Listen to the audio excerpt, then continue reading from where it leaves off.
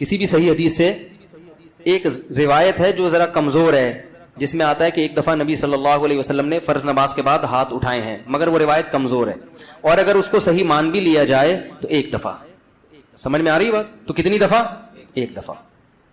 اصول فقہ کی کتابوں میں لکھا ہوا ہے، چاروں مذاہب کی فقہ کی کتابوں میں، کہ حدیث اگر کوئی عمل کثرت سے کیا جاتا ہو اور اس کا نقل کرنے والا صرف ایک ہو تو یہ بات بھی حدیث میں شک پیدا کر دیتی ہے.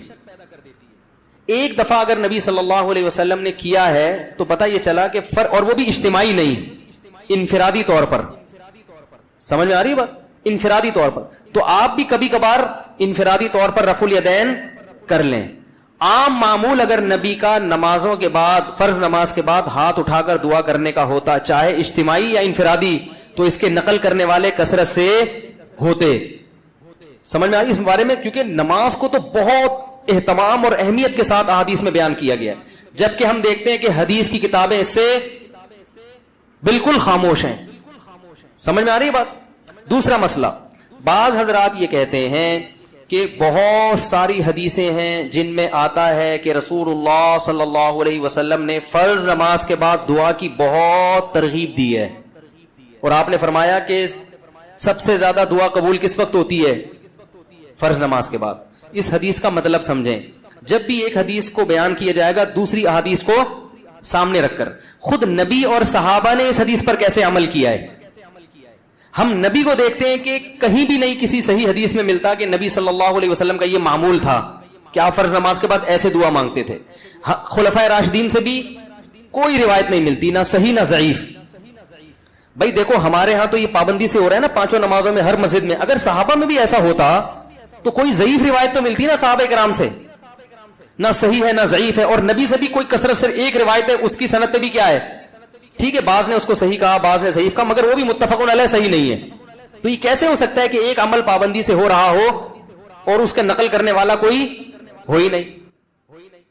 تو اب ہم دیکھتے ہیں کہ جو حدیث میں آتا ہے فرض نماز کے بعد آپ صلی اللہ علیہ وسلم نے دعا کی ترغیب دی ہے، خود کیسے دعا مانگی ہے. تو ہم دیکھتے ہیں کہ نبی سے دوسری حدیثوں میں کیا ملتا ہے. آپ نے فرمایا جس نے فرض نماز کے بعد اللہم انت السلام پڑھا، کسی حدیث میں آتا ہے آپ نے فرمایا اللہم لا مانع لما اعطیت ولا معطی لما منعت ولا ينفع ذا الجد منک الجد. کسی میں آتا ہے جس نے فرض نماز کے بعد آیت الکرسی. خود آپ کا اپنا معمول بھی یہی. تو پتہ یہ چلا ان کلمات کو حدیث میں دعا سے تعبیر کیا جا رہا ہے. یہ وظائف ہیں. وظیفہ اس دعا کو کہتے ہیں جن کے یعنی لگے بندے کلمات ہوں، اس کو بھی دعا سے تعبیر کیا جاتا ہے. اس کی مثال ایسے ہے جیسے ہم کہتے ہیں افطار کی دعا، آذان کے بعد کی دعا، مسجد میں داخل ہونے کی دعا، مسجد سے باہر نکلنے کی دعا. تو وہ دعا کیا ہے؟ اللہم افتح لی ابواب رحمتک، مخصوص کلمات. اذان کے بعد کی دعا کیا ہے؟ اللہم رب هذه الدعوة التامة. تو فرائض کے بعد جو دعا ہے وہ بھی کیا ہے؟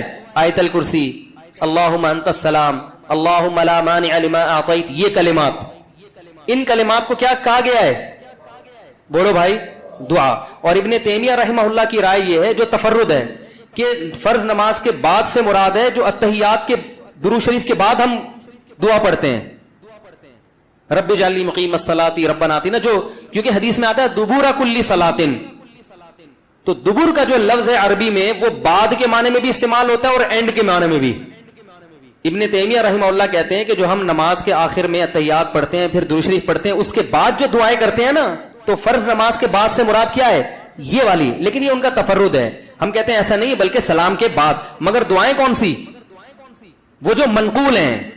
یہاں تک میں سمجھا پایا اپنی بات؟ آگے چلیں. اور نبی صلی اللہ علیہ وسلم نے مختلف مواقع پر مختلف وظائف پڑھے ہیں فرض نماز کے بعد. کبھی آیت الکرسی، کبھی اللہم انت السلام.